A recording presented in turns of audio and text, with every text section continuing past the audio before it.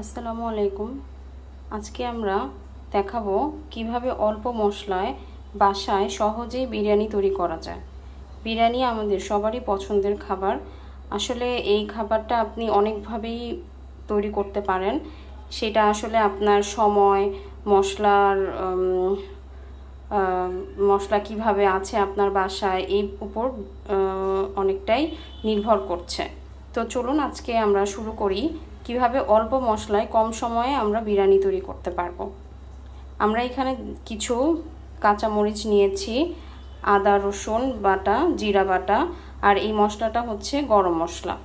কিছু বাদাম নিয়েছি, এগুলো আমরা ব্লেন্ড করে নিব। আর এই মশলাটা শুধুমাত্র আমরা নিয়েছি যখন চালটা ভুনবো সেই মশলার জন্য।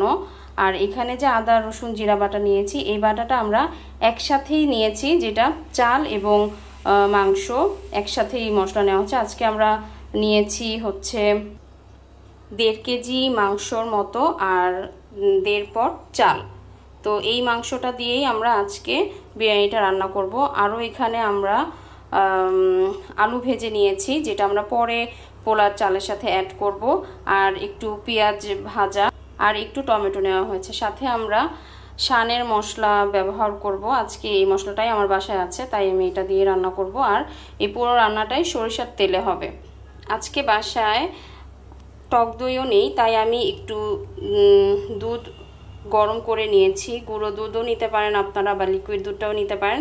সেখানে একটু প্রয়োজন মতন লেবুর রসটা অ্যাড করে দিবেন, তাহলেই, আর 5 মিনিট রাখবেন, তাহলেই দেখবেন এটা আপনার প্রয়োজন মতন ব্যবহার করার উপযোগী হয়ে গেছে, যেটা আপনি চটজলদি ব্যবহার করতে পারবেন। দুধটা আমি একটু জাল দিয়ে নিয়েছিলাম ঘন হওয়ার জন্য। দেখুন এখনই কিন্তু এটা একটু ঢেকে রাখবেন, তাহলেই দেখবেন যে দই আকারে দেখা যাচ্ছে।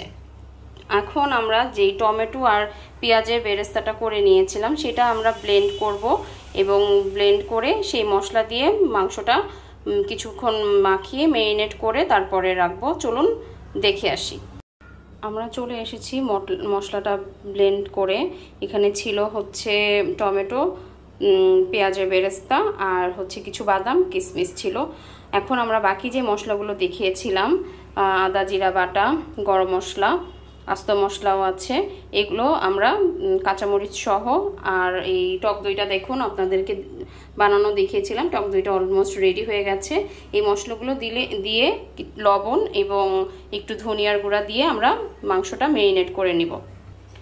আমরা এখানে একটু টমেটো সস অ্যাড করেছি, আর হচ্ছে যে মশলাগুলো দেখিয়েছিলাম সেই মশলাগুলো দিয়ে শুধুমাত্র একটু ধনিয়ার গুঁড়া দিয়ে আমরা মাংসটা ম্যারিনেট করে নিব। এটা আপনি আপনার সময়ের উপর নির্ভর করে, যেহেতু আগেই বলেছি যে আজকে আমরা অল্প সময়ে কিভাবে অল্প মশলা দিয়ে বিরিয়ানি তৈরি করতে পারেন।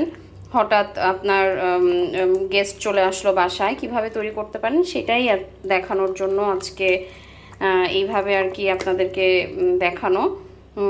এরপরে আমরা মাংসটা 10 মিনিট, যেহেতু আমার হাতে তেমন একটা সময় নেই, আমি 10 মিনিট এটা ম্যারিনেট করে রাখবো। রেখে প্রেশার কুকারে দিয়ে আমি মাংসটা সিদ্ধ করে নিব। তারপরের প্রসেসটা আপনাদের সাথে শেয়ার করবো ইনশাল্লাহ।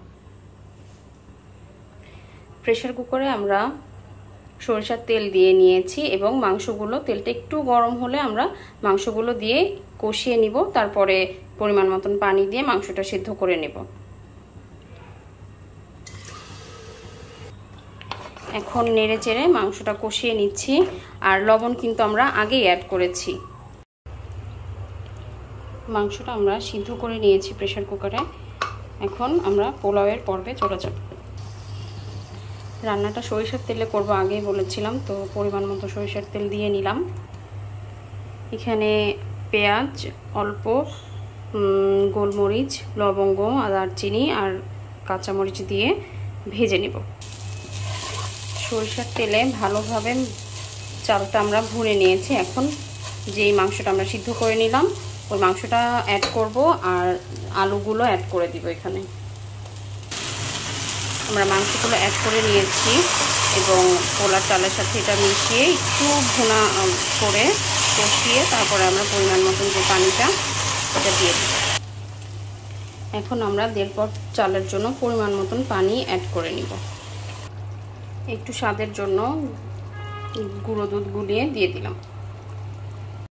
মাঝখানে কয়েকবার শুধু নেড়ে দিয়েছিলাম, আর এখন অলমোস্ট হয়ে গেছে। আমরা বিরিয়ানিটা আর একটু দমে রাখবো, রেখে নামিয়ে ফেলবো।